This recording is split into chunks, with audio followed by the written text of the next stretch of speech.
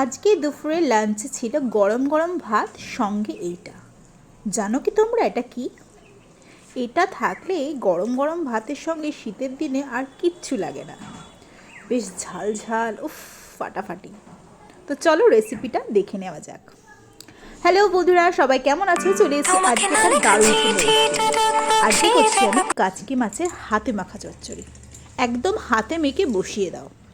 তো যেই কড়াইতে আমি রান্না করব সেই কড়াইয়ের মধ্যেই আমি ফট করে মেখে নিচ্ছি। এত সুন্দর হয় কি বলবো আর খেতে।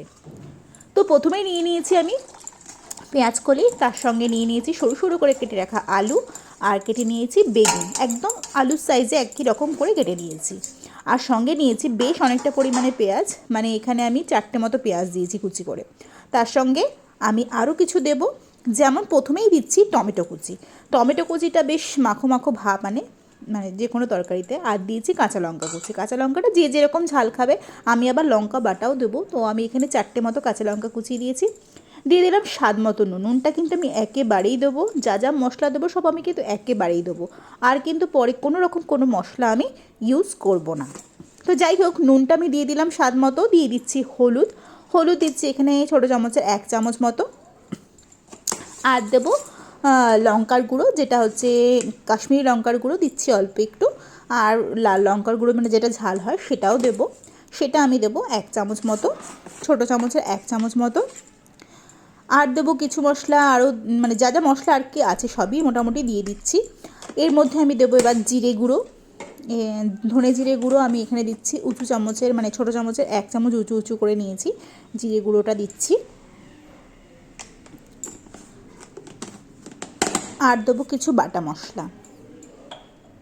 বাটা মশলার মধ্যে আমি প্রথমেই দিচ্ছি মানে লঙ্কা বাটা। যেহেতু আমি বললাম লঙ্কার পরিমাণটা নিজেদের আন্দাজ মতো দিতেই হবে, কেননা আমি কাঁচা লঙ্কা কুচি মানে চেরা কাঁচা লঙ্কাও দিয়েছি আর বাটাও দিচ্ছি। এখানে 1 চামচ মতো দিলাম।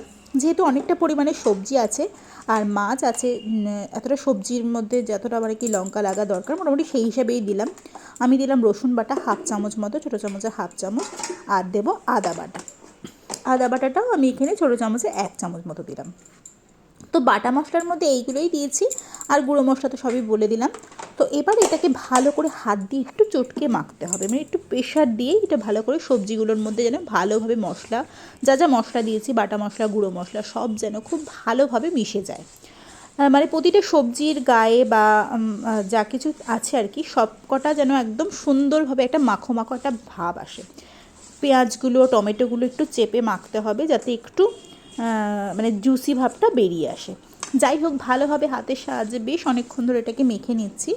তার মধ্যে এবার দেবো আমি কাঁচা সর্ষের তেল। অবশ্যই বেশি পরিমাণে কিন্তু কাঁচা সর্ষের তেলটা দিতে হবে, কেন সর্ষের তেলের ঝাঁঝ আর সর্ষের তেলেই কিন্তু পুরো রান্নাটা হবে। দেখতেই পাচ্ছ, এখানে কিন্তু কোনো রকম কিপটামো করলে চলবে না। সর্ষের তেলেই কিন্তু রান্নার টেস্ট কিন্তু দুর্দান্ত হয়। আর মাছের যেহেতু রেসিপি এটা, অবশ্যই সর্ষের তেলটা ইউজ করো। হাতে মাখা মাছে কিন্তু সর্ষের তেলটা অনিবার্য। যাই হোক, সর্ষের তেলটা দিয়ে কিন্তু ভালো মতো আমি মিশিয়ে নিলাম। দেখতেই পাচ্ছ, হাত দিয়ে ভালো করে একটু চেপে চেপে মেখে নিচ্ছি। মশলার সঙ্গে তেলের সঙ্গে সবজির সঙ্গে বেশ একটা মাখো মাখো ভাব হয়ে গেছে। এবার আমি যেটা বলি, কাচকি মাছটা কিন্তু ধুতে মানে পরিষ্কার করার কোনো ঝামেলা নেই, কাটা বাছার কোনো ঝামেলা নেই। ভালো করে একটু জল দিয়ে পরিষ্কার করে ধুয়ে নিলেই দেখে নেবে কাচের মতো পরিষ্কার একটা মাছ। আমি এখানে প্রায় 250 মতো মাছ নিয়েছি, জল থেকে ভালো করে ধুয়ে ছেঁকে নিয়েছি। এবার আমি মাছটা আমি সবটাই দিয়ে দিচ্ছি। দেখতেই পাচ্ছ মাছগুলো একদম কাঁচের মতো পরিষ্কার। এগুলো কিন্তু মানে খুব বেশি চেপে মাখার কোনো দরকার নেই। যা মাখার আমার কিন্তু আগে সবজিগুলোর সঙ্গে মাখা হয়ে গেছে। মাছটা দেওয়ার পর খুব কিন্তু আলতো হাতে এটা কিন্তু মাখতে হবে। খুব বেশি কিন্তু চেপে মাখা যাবে না, এখানে খুব নরম মাছ ভেঙে যেতে পারে। আর মাখলে কি আর সেটা ঘাঁটা ঘাঁটা হয়ে যাবে। তো আমি একটু মাছটা দিয়ে আর অল্প একটু ধনেপাতা দিয়ে আলতো হাতে সবকটা সবজির সঙ্গে বেশ মশলার সঙ্গে আলগা আলগা করে মেখে নিচ্ছি। এটাকে মেখে অন্ততপক্ষে 20 মিনিট মতো রাখলে খুবই ভালো হয়। আর সঙ্গে সঙ্গে মানে না করাটাই ভালো, যদি সম্ভব হয় অন্তত 5-7 মিনিট রাখাটা খুবই দরকার। যাই হোক, আমার মাছটা দিয়ে ভালো করে মাখা হয়ে গেছে। এইবার আমি চাপা দিয়ে এটাকে 15 থেকে 20 মিনিট মতো আমি রেখে দেবো।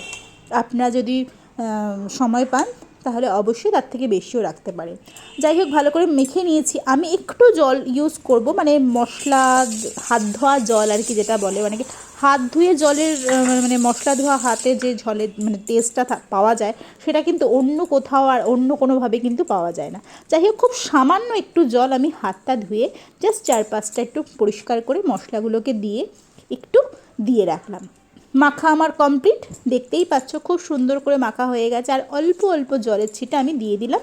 এবার আমি এটাকে চাপা দিয়ে 20 মিনিট মতো রেখে দিচ্ছি। ব্যাস 20 মিনিট পর আমি গ্যাস জ্বালিয়ে নিলাম। মিডিয়াম ফ্লেমে, অবশ্যই কিন্তু মিডিয়াম ফ্লেমে রান্নাটা হবে। মাঝে মাঝে করে একটু নাড়তে হবে আর চাপা দিয়ে রান্নাটা করতে হবে। খুব বেশি কিন্তু ঝামেলার আর কিচ্ছু নেই, খালি মাঝে মাঝে একটু করে নাড়ো আর একটু করে চাপা দিয়ে রাখো, তাহলেই দেখবে হয়ে গেছে। তো এটা বসিয়ে কিন্তু তোমরা এর ফাঁকে অনেক কাজই করতে পারো। ইচ্ছা করলে মোবাইলে গেম খেলতে পারো, ইচ্ছা করলে গান শুনতে পারো, বা ঘরের অন্যান্য কাজও করতে পারো।